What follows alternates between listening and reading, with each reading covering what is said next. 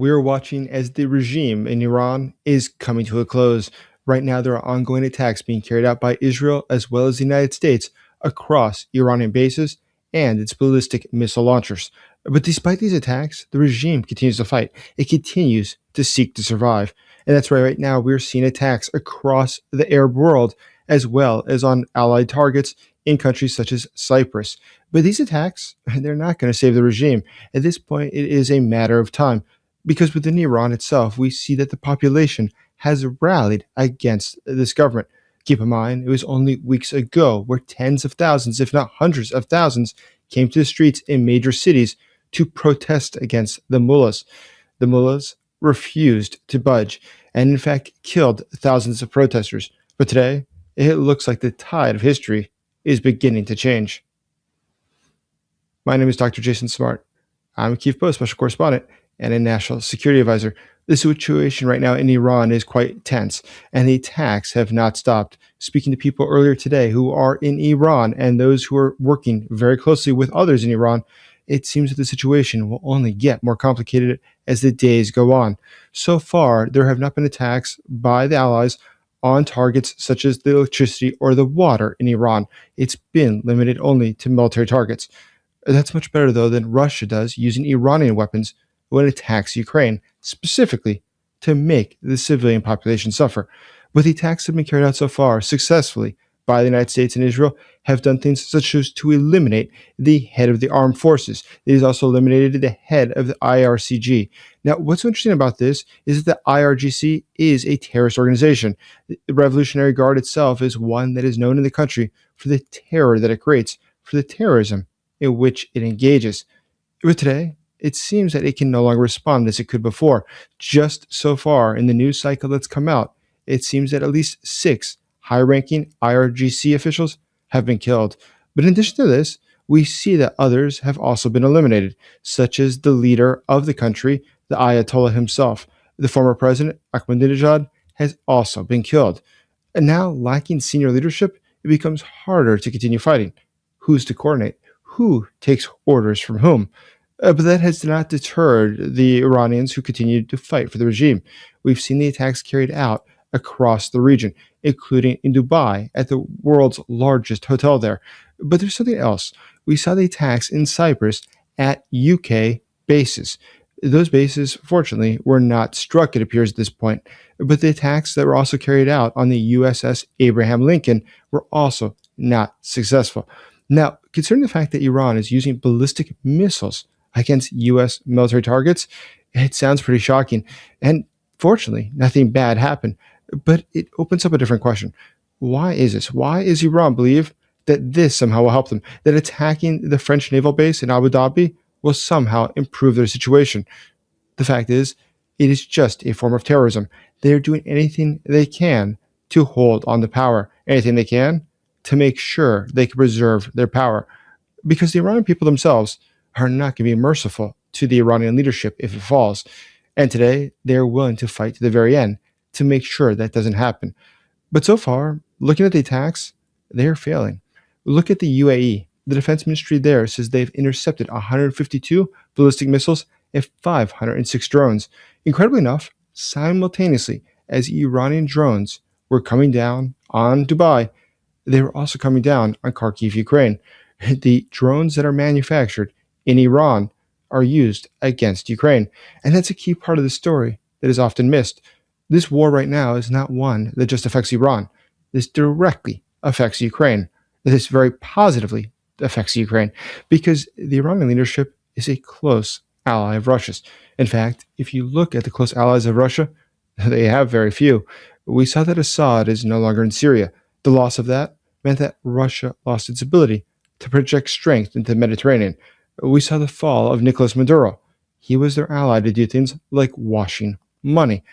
But you know who's more involved in washing money, even than Maduro? It was, in fact, Iran. Hezbollah and Iran are some of the top money launderers in Latin America.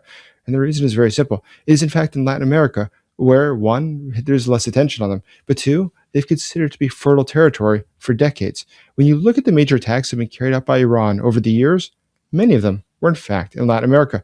Now they're most famous for the attacks such as 1983 at the Beirut Marine Barracks or the 1992 Israeli embassy attack in Buenos Aires. But it was also the AMIA Center, the Jewish Community Center in Buenos Aires, they attacked in 1994. We've seen routine attacks by Iran or its proxies in Latin America. But today in Latin America, things are also changing. Without Maduro, the drug cartels have a hard time. The drug cartels in Mexico are right now resisting after their leader was killed. But these are all interconnected stories. Unfortunately, the news reports these as separate events. They're not. They're interconnected. Please subscribe now and help us reach 275,000 subscribers, because right now is a critical time in history and big news is about to come out. So subscribe now so you be on the forefront of it, and you can consider becoming a channel member today. Thank you. So I continue. When we look at the situation, overall, Iran is in a position where it can no longer continue to assist Russia. Russia, of course, was already producing the missiles as well as the drones within its own country. But some of the critical parts, such as the engines, the motors, were still being produced in Iran. But if that's no longer the case, that Iran can no longer produce those, what will Russia do? Now, we've seen the past few weeks that Russia is losing territory right now inside of Ukraine. Over 300 square kilometers, or 178 square miles, were lost just in the past few weeks. But why is that? Well, it's for a couple of factors.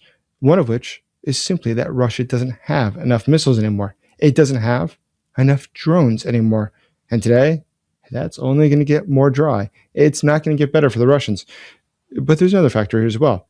The total breakdown of communications in the Russian military. Thanks to the Russian government banning Telegram in order to control their population so they couldn't communicate, it means the communication between the commanders of the Russian military has also broken down.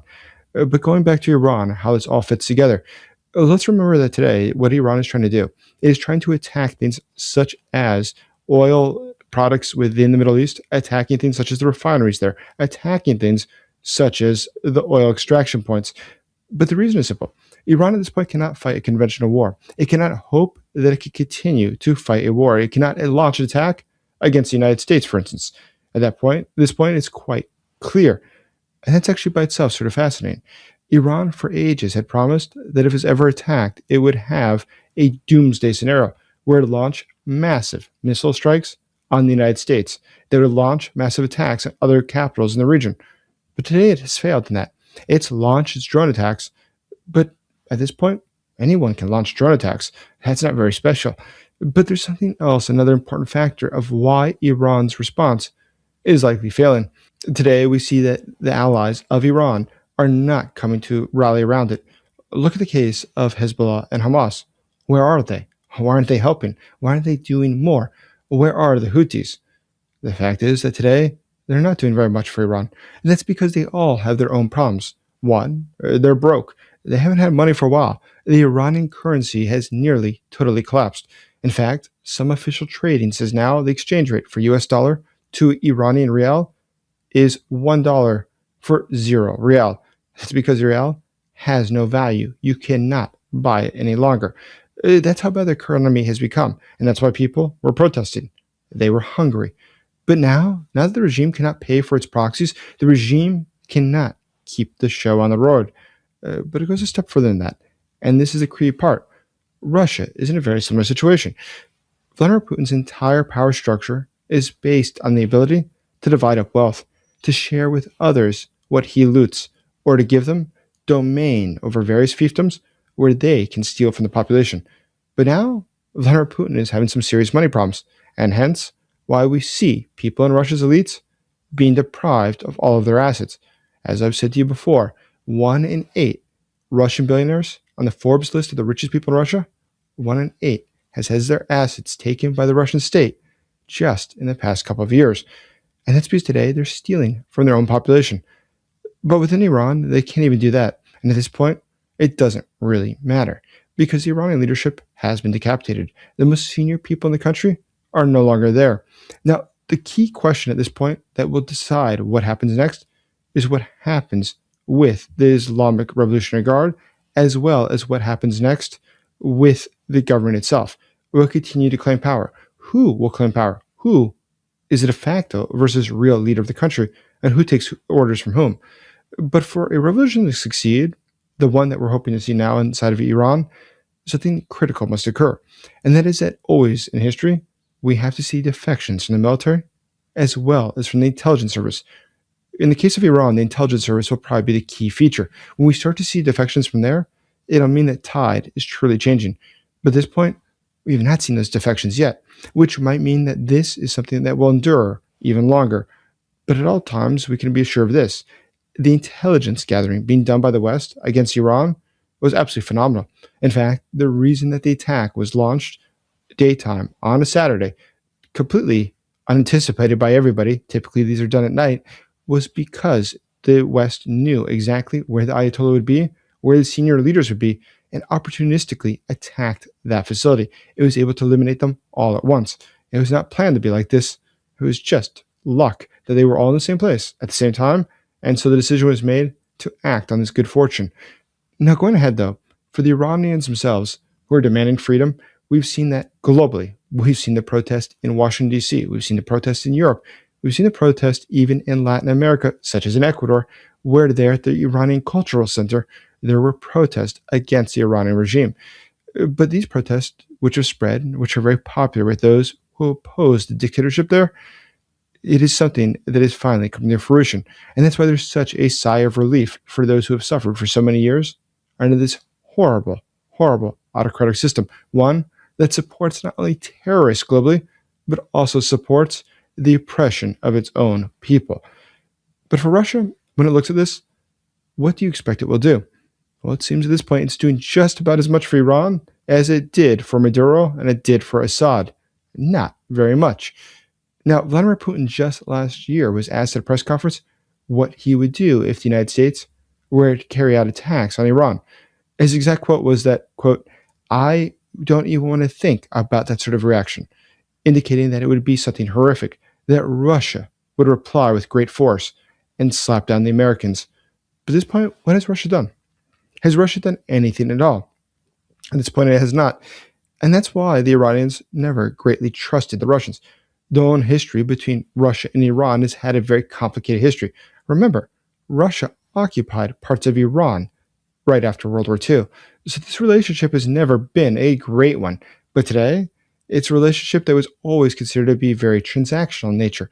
And that's part of the reason some speculate that the Iranians never gave the Russians the capacity to create all the parts necessary to make drones. If you can't make the motors, what good is that drone exactly? How are you going to use it? So the Russians today, suffering with the ability to get these modern, faster motors, it will have a harder time inside Ukraine. But why did the Iranians do that? What was the structure of their logic to make sure that the Russians would not have what they needed to use the drones which they were buying or franchising from Iran? Well, the answer is very simple. The Iranians realized they cannot trust the Russians. They realized they had to have some leverage, and that leverage was exactly this. They were able to make sure that the Russians could not continue to wage war or defend themselves if they did not have Iran in their corner. But today, Iran, unable to help the Russians, is going to make the situation far more complicated for Moscow. Interesting enough, though, when we look at all these different things coming together, all these different parts, we could tell there's a total shock within Russia itself. Russian propagandists had said for weeks that the United States would not carry out such an attack because such an attack was, one, just physically impossible, that the Iranians would destroy the United States in response to such an attack. But there's something else. The Iranians had convinced the Russians that they were strong, that they were able to engage in serious warfare. But if that's the case, for all these years, think how infrequently the Iranian military has been used. Much more often, Iran was known to use proxies. That one, of course, gives them some sort of separation from the attacks that are carried out. It can claim that it didn't know. But claiming ignorance is far different. And today, with the ability to track money, the ability to see where all of this was coming from, we know Iran was engaged in a great deal of the terrorism that has been done against the West in the past 30 years. But now, that might be coming to a close, and Russia not being able to help Iran is probably a very good signal to how weak Russia has become. And one more reason why the fear of escalation when we attack these sorts of dictatorships is totally unfounded. Russia for years has prevented the West from supporting Ukraine because it promised there would be escalation. But today, we can be sure if we were to give Ukraine more weapons to defeat Russia, it would lose. And that would be the end of it. There would be no attack on the West by Russia. It would just lose. But fortunately enough, it seems that Russia, despite the fact that it does not get the attacks that it deserves all the time from the world, it is not doing well. It is getting worse. As the situation worsens in Moscow, we can be sure that the leadership there, unlike the Iranian leadership, which has an ideological conviction, the Russian leadership does not. There is no ideological conviction. Everybody is there to make money. So as there's less money in Russia, we can be sure there's less opportunities for the Putin regime to keep the system stable. Going ahead, there's one very good piece of news, and that is that things are getting worse in Russia. As always, thank you for supporting Ukraine.